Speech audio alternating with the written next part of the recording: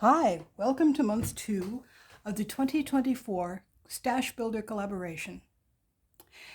As always, if you don't need what's on the list for this month, make what you do need. That's the whole point, to get your stash built up. Now, for the first time in a long time, I need a welcome baby card. So today, I will be working on a welcome baby card. And you work along, making what you do need. In order not to take forever and ever and ever, I have pre-cut the pieces I need. And because my nephew is expecting his second child, I will, as I often do, be making a second card for the little girl who will be almost 3 when her little sister is born. And because 3-year-olds are far less picky, we'll start with her card and I'll get some practice in. The first step is to cover the back of the card so that we don't get ink all over it.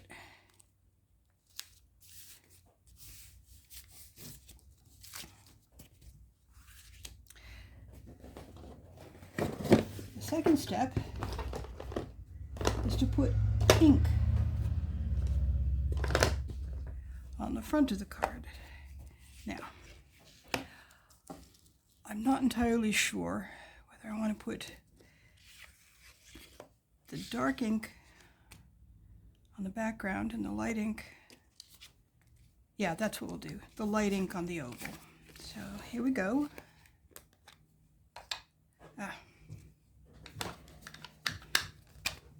knew I'd forget something.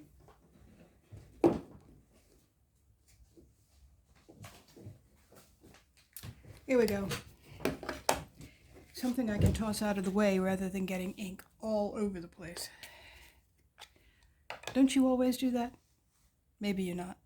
Maybe you don't. You probably are much more coordinated than I am. I end up putting ink all over it and then putting it down in the ink. It's a mess. Anyway, so I'm trying to remember to do it this way. Anyway. A pink card.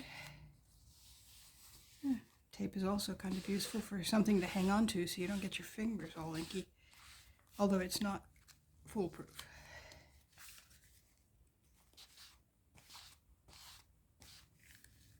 I managed to get my fingers in it anyway.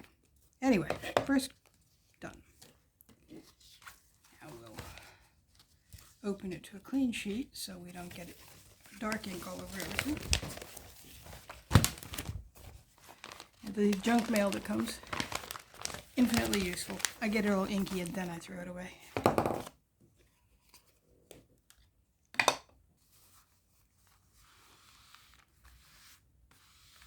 I think maybe this is too subtle.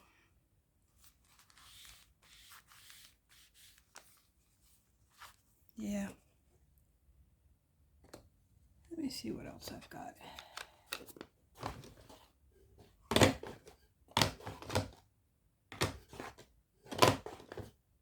No, that seems to be it. Those are the colors I've got out at the moment. The rest are orange or red. Okay.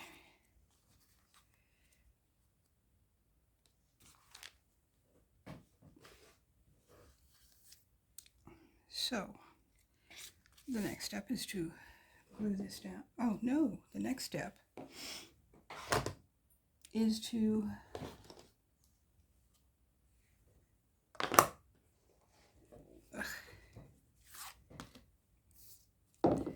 let's see if we can do this.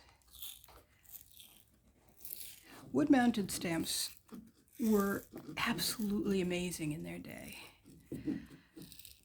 But ever since I got my stamp platform, I've been reluctant to stamp without it because I used to waste a lot of paper. Stamp it, it's wrong. Stamp it again, it's wrong. Stamp it again. Now, if it's wrong, usually I can just re-ink and stamp again in the same place, on the same page. I love stamp platforms, even though at first I wasn't exactly sure what I would need them for. Then, of course, I saw Wandering Dreamer use hers, and I was sold immediately.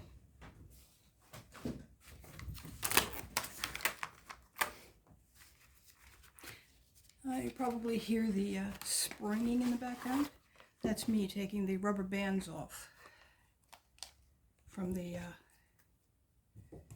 box that I keep it in, because I keep everything in a travel trolley, you see. That way I'm ready to go over to my sister-in-law's at a moment's notice to do stamping. Now,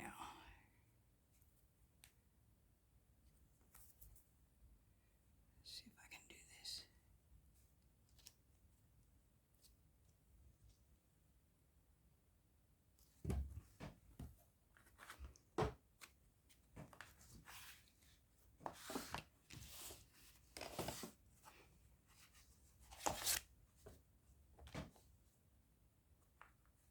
Yes.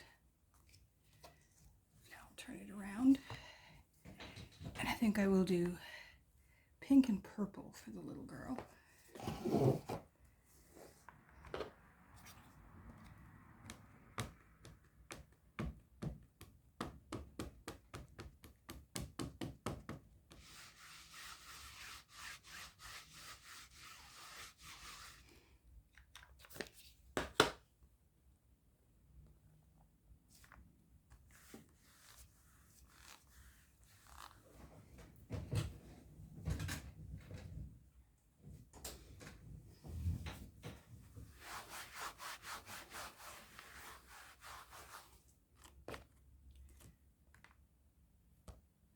There we go.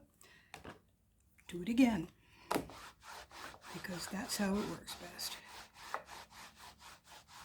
Unfortunately, I think the stamp has been moving, because I didn't put any more glue on it.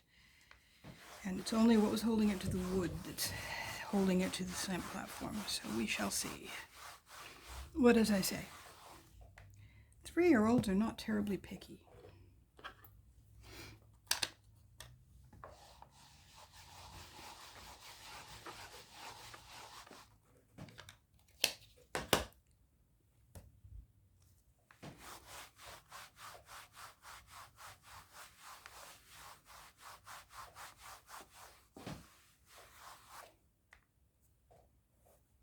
Not perfect, but I think it'll do, because a lot of that's going to be covered. I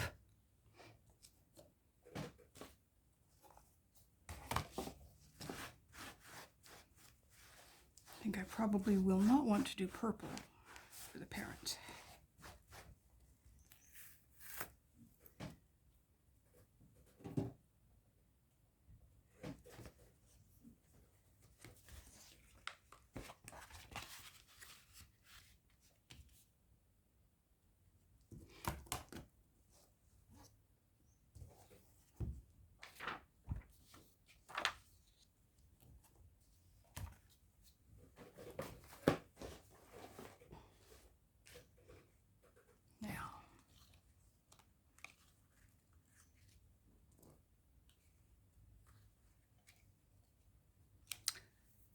But I think maybe a little purple around the pink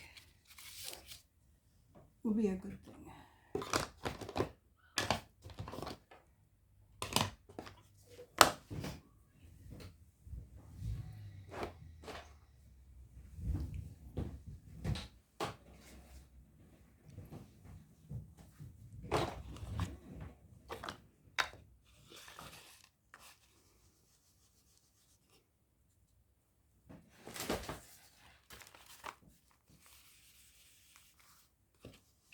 Give it just a little definition.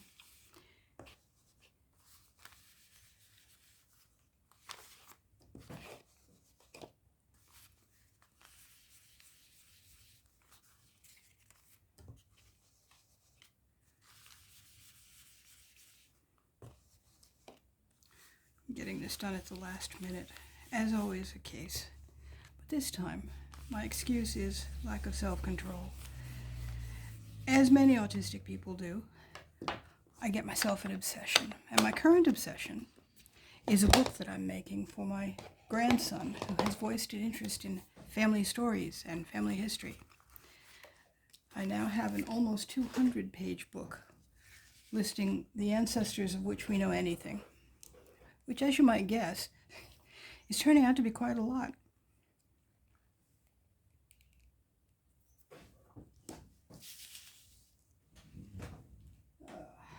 This is going to require that I can see, so change my glasses.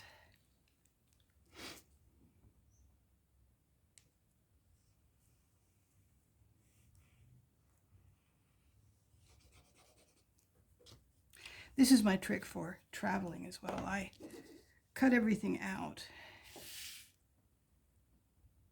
so that I can just assemble when I get to my sister-in-law's.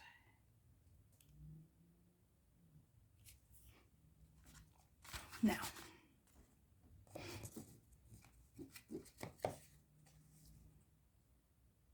I think we will do this. Yes, that's the right one. I colored this in too because I didn't want this to be a forever long video.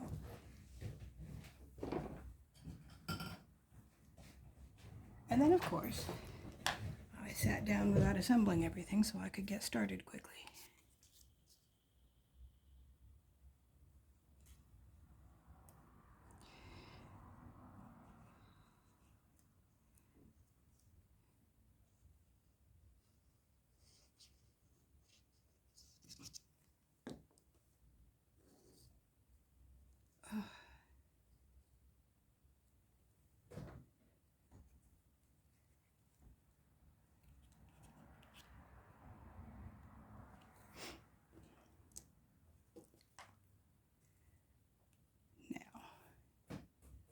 Another stamp.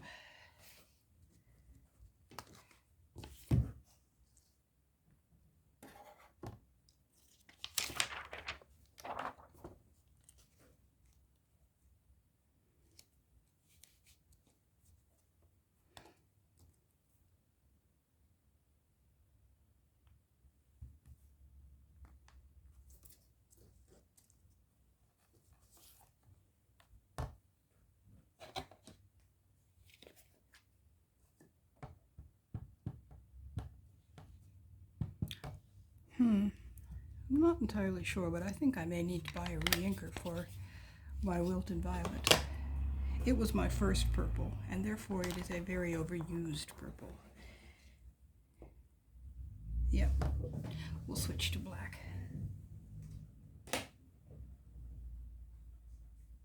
Assuming I didn't hide it from myself somewhere. There it is.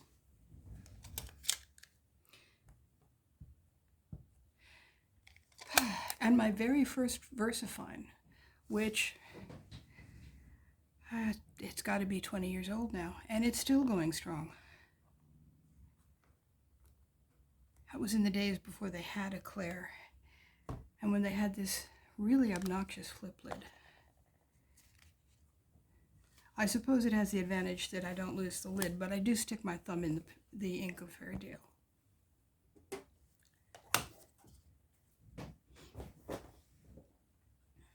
And now we have a congratulations card for a brand new big sister. And we have given it a go, and we have some idea what we're doing for the next one. First thing, oops, do you remember this? The failed card from my last video? Well, as always, I can't stand waste. So I had a serious think about how I might be able to use that with the split showing. It occurred to me that maybe it would work just fine if I had a nice big distraction in front of it. What do you think? Now, bright pink. Where's my bright pink? There it is. This is, no, almost forgot to do the back. And the back is what always gets dirty.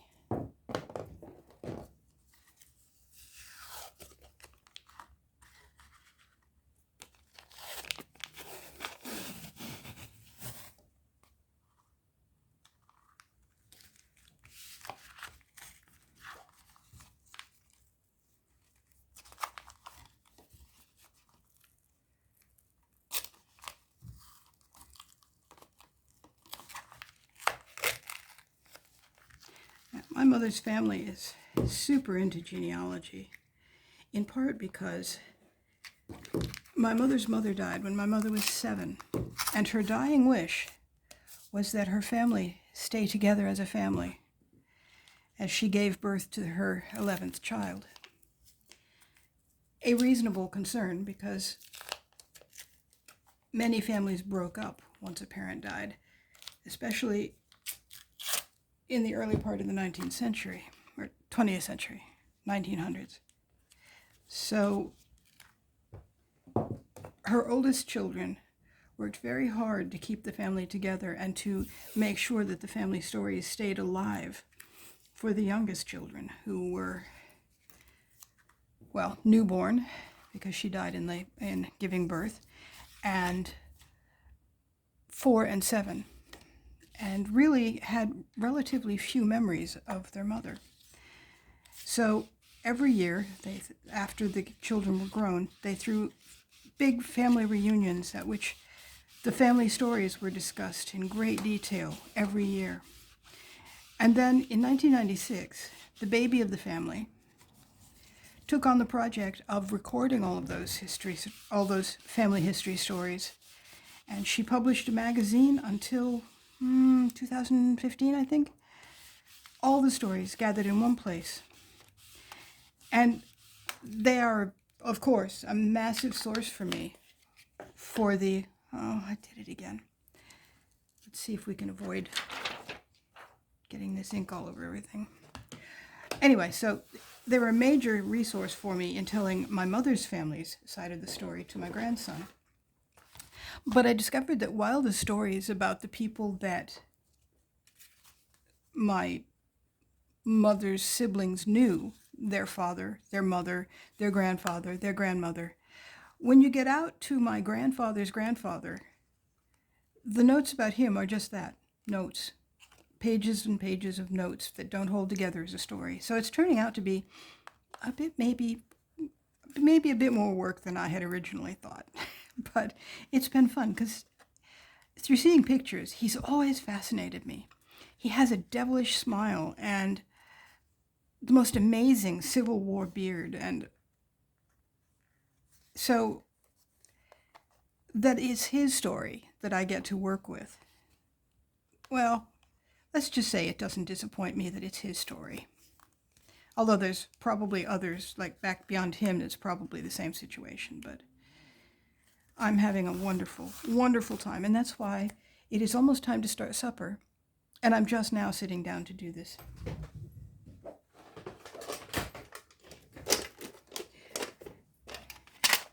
But it's not just my older ancestors on my mother's side. We know really very few stories about my father's family. Those of us who knew them can talk about my father and his parents, but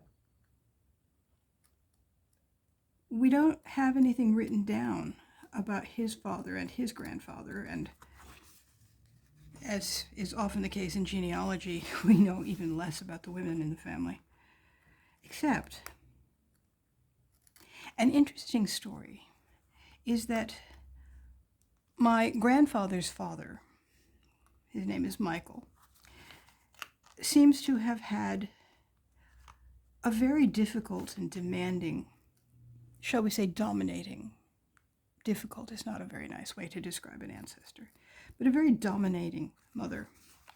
And then he turned around and married a very similar woman, so that he was busy juggling strong personalities from both sides, because of course he lived with his mother and his wife until he died. His mother died some years later. And on the one hand, I kind of feel sorry for him.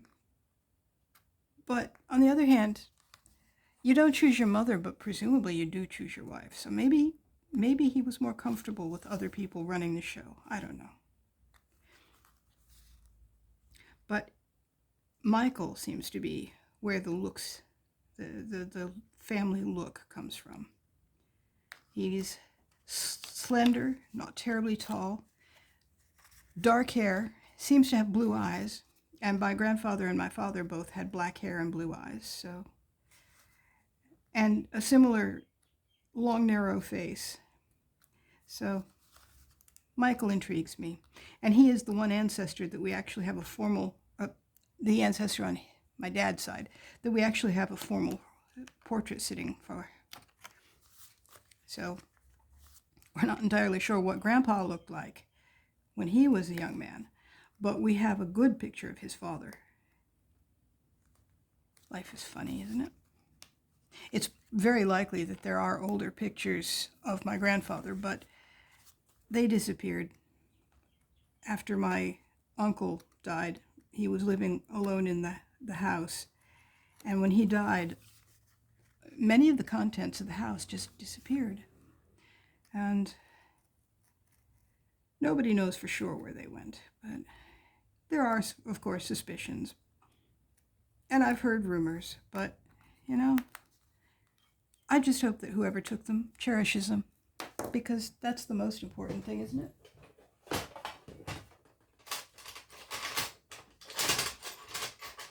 And in these days of the internet, chances are they'll show up on the internet someday.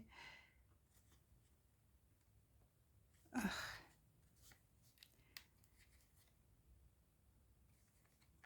You know, I think this is a very pretty die. And every time I use it, I remember what a pain in the patoot it is to get all the pieces out. So I end up in a lot of cases not taking all the pieces out. I do like the shadow that it leaves anyway, so I suppose it's not a disaster. Now, we've got dark on the first layer, so we'll put, where's the light one?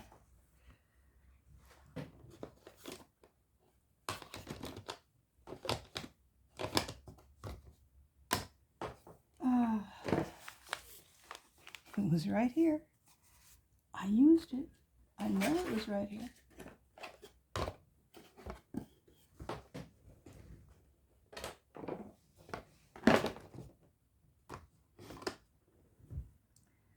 Yoo-hoo. What have I done with you?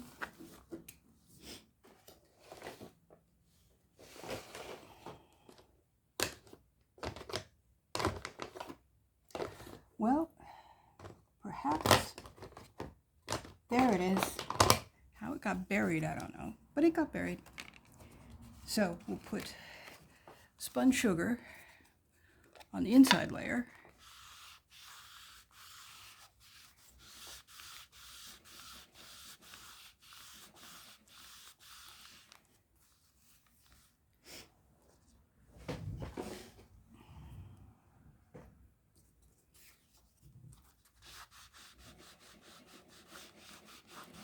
And we're going to focus mostly on the outside edges because the inside is going to be covered.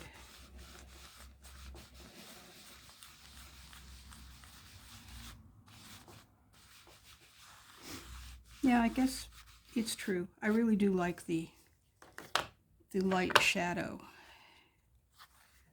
that you get from not popping all of the pieces out.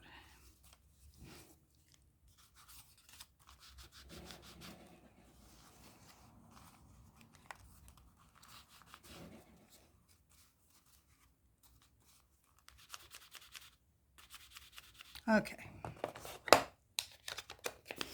I'll put that out to dry, and the next one gets more dark. This one should be smoother because, aside from the teddy bear, this one will show.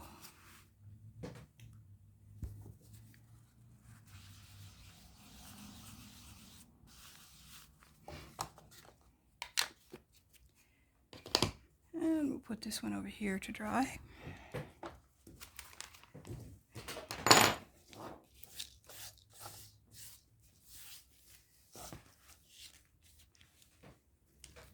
Okay, now this should be dry. So we'll peel the inside.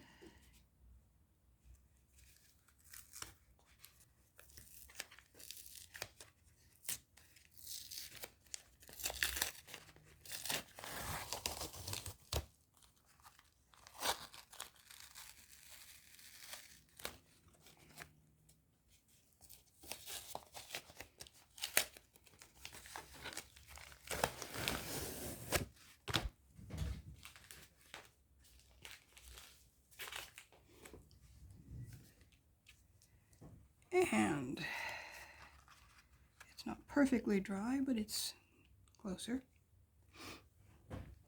So, okay.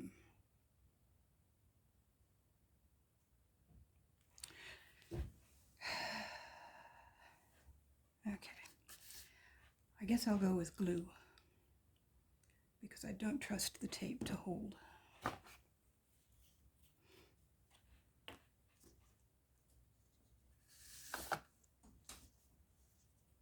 Draw a line down the middle. And then along the edge here.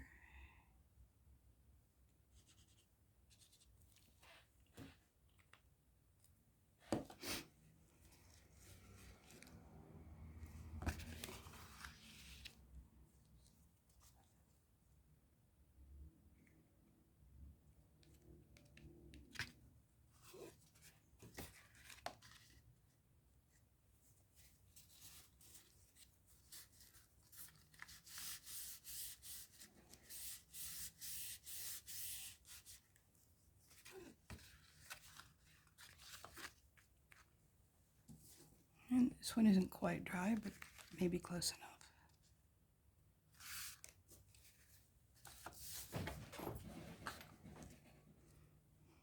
Sorry about my tendency to drift off the edge. I'm actually sitting at the very, very corner of my dining room table so that I can get under the camera holder, which is clamped onto the corner of the table. It's the best arrangement I've come up with so far, but I wouldn't call it perfect.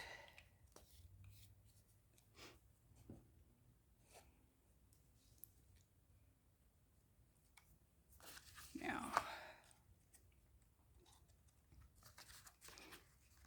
stop that. The paper is a little bit soft when it's damp.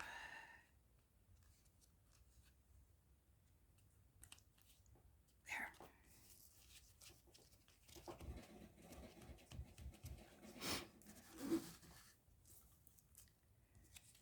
Now,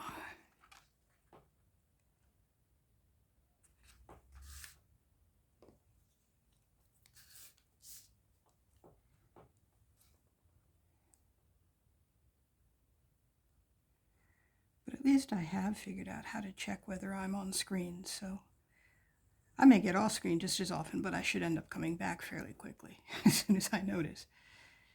For a long time, I couldn't figure out how to check. Okay. Here's Teddy. And of course, in this case, Teddy is a girl. See? You can tell by her pink feet and her pink ribbon. This was I think this was my very first stamp. I was wandering around Meyer,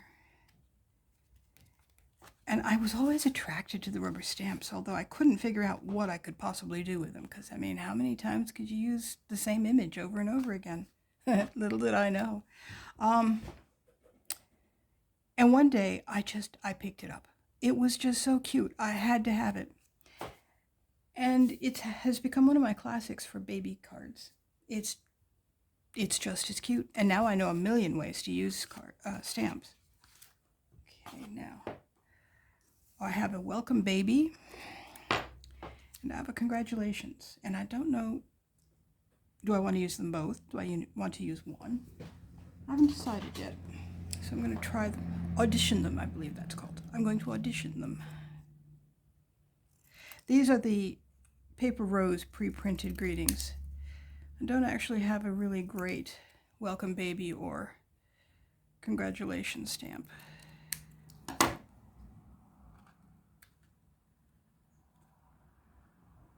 Oh, that works.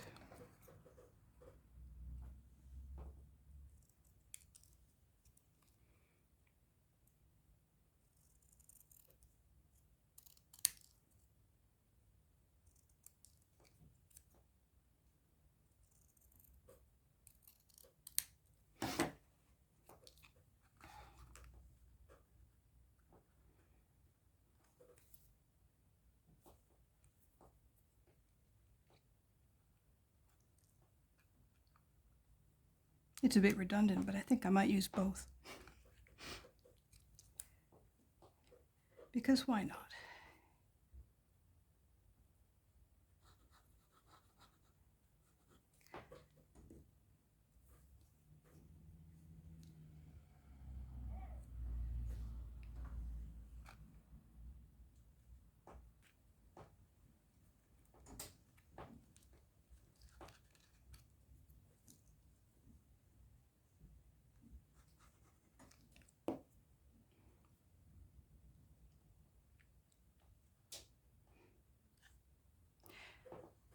And there we go. We have one card for the parents and one card for the baby sister. All the themes are similar, but it's definitely not the same card. I like it. I wondered if I should have done the background on the parents card, but I think it's much cuter to have them different, don't you? Anyway, thank you for joining me. Next month, unbury next month's. Next month, we will be doing birthday cards. We all have somebody to give a birthday card to, right? See you next month. Actually, we'll probably see you sooner because I am absolutely fascinated by what Wandering Dreamer has been doing with tags. And I've got all the pieces cut out to do one of those. Bye-bye.